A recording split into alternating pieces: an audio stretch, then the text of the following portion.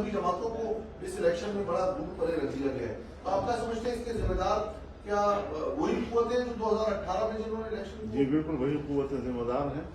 یہ بین الاقوامی دباؤ میں بھی رہتے ہیں. ایسے حالات میں جب میں اسرائیل کے خلاف حماس کی قیادت سے ملنے جاؤں گا تو بین الاقوامی سطح پر ناراضگیاں تو پیدا ہوں گی. امریکہ بھی اور یورپ بھی جو اسرائیل کے مظالم کی پشپناہی کر رہے ہیں ان کو تو تکلیف ہوگی. افغانستان میں شکست کھا چکے ہیں, وہاں امارت اسلامیہ کی حکومت ہے. ہم پاکستان اور ان کے تعلقات کو بہتر بنانے کے لیے گئے. ہم نے ان کے استحکام کی بات کی اور اس کے استحکام پاکستان کی ضرورت ہے. تو ظاہر ہے کہ ان کی ناراضگی تو ظاہر ہے کہ ان کے استحکام کے لیے ہم بات کریں گے تو ناراض تو ہوں گے. تو وہ بین الاقوامی دباؤ جو ہمارے ملک کے اسٹیبلشمنٹ پہ آتا ہے سو ہمارے خلاف اب بھی مستقل طور پر آیا ہے.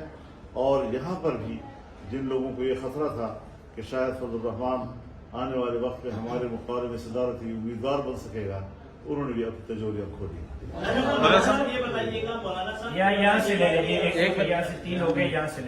وزیر اعظم کے لیے آپ نے اپنے رائے یا ووٹ جو ہے وہ استعمال نہیں کیا, صدر کے امیدوار کے لیے بھی یہی فیصلے پہ قائم ہے یا ووٹ استعمال کریں گے؟ اسی فیصلے پہ قائم ہے.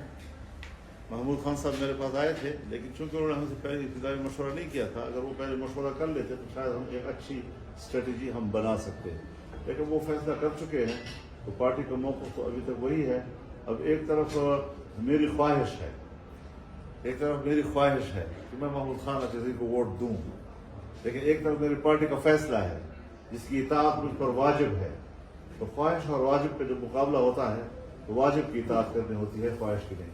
اچھا عمران صاحب مجھے یہ بتائیے گا ذرا, اگر آپ اسمبلی جاتے ہیں تو سنی اتحاد کونسل کے نمائندوں کے ساتھ بیٹھیں گے یا حکومت کے نواز شریف اور نون لیگ یا پیپلز پارٹی کے نمائندوں کے؟ بیٹا آپ لوگ میرے خیال میں پارلیمان کے نظام سے واقف نہیں ہیں. پارلیمان میں اپوزیشن ہوتی ہے, حکومت ہوتی ہے. ہم اپوزیشن بینچ پہ بیٹھے ہیں, وہ جہاں بھی ہوں گی تو جسم سے تو میری کوئی لڑائی نہیں ہے نا. فکر اور ذہن اور دماغ سے کوئی اختلاف ہو سکتا ہے, لیکن جہاں پر بھی اپوزیشن کی نشستیں ہوں گی وہیں پر ہم بھی بیٹھا ہوں گے. آپ دیکھیں یہ ملک میں اس طرح دھاندلی اور یہ اس طرح چلتا ہے ملک میں جو کرتے آ رہے ہیں سالوں سے, آپ کو بھی پتا ہے, تو اس کو کس طرح روک سکتے ہیں آپ عوام کے لیے؟ ہر کوئی تو اس کو اس کے لیے دو چیزیں ضروری ہے. ایک عوامی بیداری اور ایک سیاستدانوں کے کمٹمنٹ. یہ غلط بات ہے, اگر میں ہوں تب میں بھی غلط ہوں اور کوئی اور ہے تو وہ بھی غلط ہے کہ ہم جمہوریت کی بات بھی کرتے ہیں, ہم آمروں کے خلاف آواز بھی بلند کرتے ہیں, جیلوں میں بھی جاتے ہیں, کارکنوں کو بھی پٹواتے ہیں, عوام پر بھی تکلیفیں گزارتے ہیں, لیکن جب اقتدار کا مرحلہ آتا ہے تو ہم پھر انہی قوتوں سے اقتدار کی بھیک مانگتے ہیں.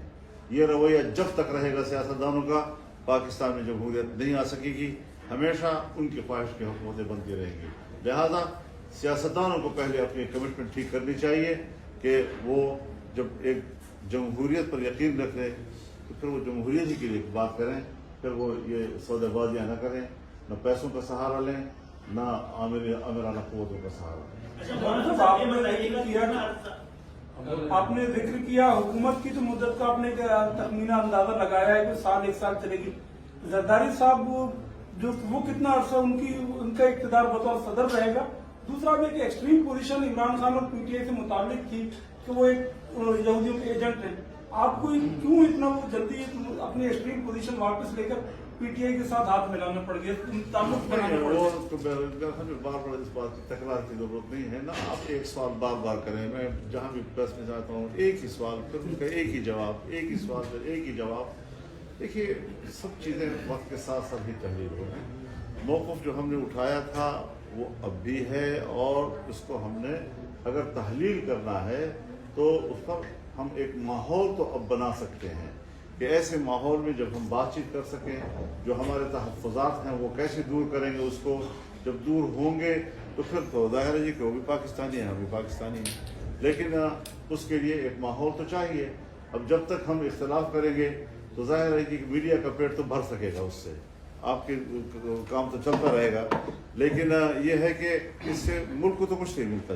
لڑائی رہے گی اور لڑائی رہے گی. تو پوری دنیا میں ہم نے اپنے موقع کو تعارف کرایا ہے, احتجاج ریکارڈ کروایا ہے, وہ ابھی تک برقرار ہے.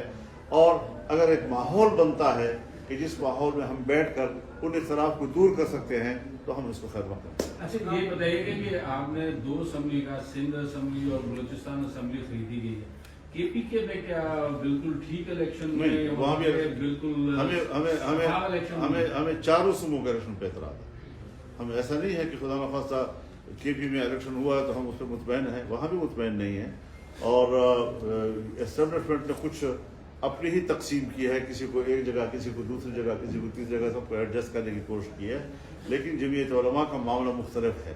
وہ بین الاقوامی جو ہمارا ایک ورلڈ وائڈ ایک گیم ہوتی ہے اور جو ڈیپ پالیٹکس ہوتی ہے اس کا حصہ ہے، اور وہاں سے جو چیزیں ہلتی ہیں یہاں پر وہ اس کے حرکتیں جو ہے نظر آتی ہیں، تو ہم اس کو فیس کر رہے ہیں اور انشاءاللہ ہم نظریاتی طور پر فیس کریں گے۔ پاکستان کے عوام کے دلوں میں امریکہ محبت پیدا نہیں کر سکتا۔ آج فلسطینی شہید ہو رہا ہے اور 30,000 تک شہادتیں پہنچ چکی ہیں، بارشیں ہوتی ہیں تو ان کے سر چھپانے کی جگہ نہیں ہے، بچوں کی لاشیں پڑی ہوئی ہیں، ہزاروں کی تعداد میں وہ بچے ہیں جو شیرخوار تھے اور آنے والے وقت میں ان کو یہ علم نہیں ہوگا کہ ہم کس کے اولاد ہیں۔ کیا یہ انسانی حقوق نہیں ہے؟ کیا امریکہ اور مغربی دنیا کو اس انسانی حق کا احساس نہیں ہے؟ یہاں وہ حیوان بن چکے ہیں، وحشی بن چکے ہیں، اور اسرائیل کی جو درندگی ہے اس کو سپورٹ کر رہے ہیں۔ کس منہ سے امریکہ اور مغربی دنیا آئندہ پوری دنیا میں انسانی حق کی بات کرے گا؟ شرم نہیں آئے گی ان کو؟ اور اسلامی دنیا کے حکمرانوں کو بھی حیا کرنی چاہیے۔ ان کی غیرت و حمیت کہاں چلی گئی ہے کہ اسلامی دنیا اس وقت جو ہے وہ خواب خرگوش کے مزے لے رہی ہے؟ ان کو بھی اٹھنا چاہیے اور کھل کر اپنے مسلمان بھائی کے ساتھ کھڑا ہو جانا چاہیے۔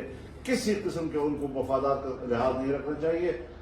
دنیا کو اللہ نے قائم رکھنا ہے، عزت اللہ نے دینی ہے، رزق کا مالک اللہ ہے، ترقی کا مالک اللہ ہے، اور اللہ پر اعتماد شاید مسلمان حکمرانوں کا ختم ہو چکا ہے۔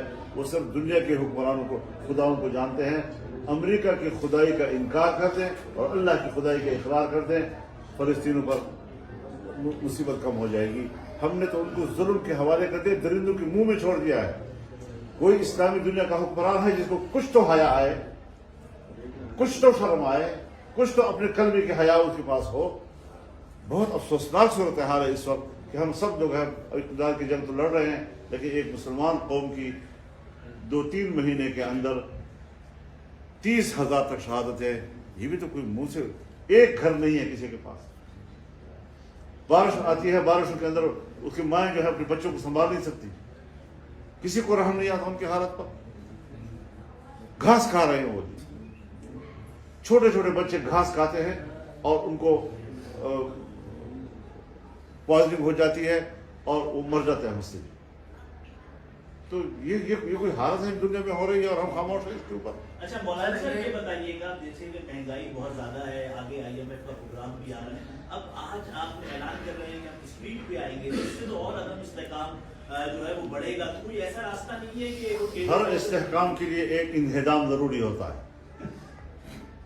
اگر آپ کا گھر جو ہے زلزلے میں کریک ہو جائے تو پھر آپ کہیں گے کہ اس کو گرائیں گے تو اور ٹوٹ جائے گا، دوبارہ بنانا پڑے گا آپ کو۔ تو استحکام کے لیے آج اس حد تک غیر مستحکم ہیں ہم، معاشی لحاظ سے، سیاسی لحاظ سے، اخلاقی لحاظ سے، کہ ایک دفعہ اس کا انہدام ضروری ہوگا اور وہ انقلابی تحریک سے ممکن ہو سکتا ہے۔ اچھا یہ بتائیں، کب سے آپ ملک کو بند کرنے جا رہے ہیں، احتجاج کرنے جا رہے ہیں، احتجاج کی کال کب سے شروع ہو جائے گی آپ کی؟ تھوڑا ذرا صبر کر لیں، بہت شکریہ اسی کے لیے ہم آئے ہوئے آپ لوگوں سے بات کر رہے ہیں۔ صاحب یہ بتا دیں، آپ نے کہا اسمبلیاں خریدی گئی، کنوں اسکیم کے ذریعے خریدی گئی، کیا جمعیت علماء اسلام نہیں خرید سکتی تھی کوئی اسمبلی؟ اسلام کی چیزیں تو خرید لی گئی ہیں، خرید سکتے